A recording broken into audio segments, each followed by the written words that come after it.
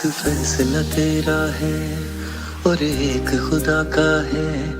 कई मिट्टी में मिल गए, सारी उम्र रहा क्या है। जो जीत तुझे है लगती तेरी हार है वो अल्लाह का करम है, उस पे खान के साथ है जो। जिसे तोड़ न तुम पाओगे वो दीवार हूँ। तुम नफरत का हो पैकर और मैं प्यार हूँ। जो वो मुजरिम है नजरों में तेरी, तो मैं भी 804 हूँ। तो मैं भी 804 हूँ।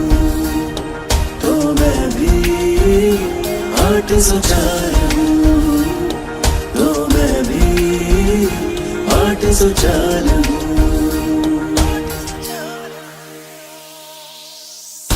मौलाना रूमी ने कहा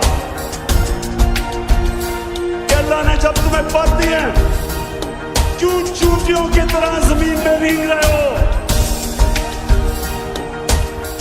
क्योंकि ला इलाहा इल्लल्लाह इंसान को पर देता है।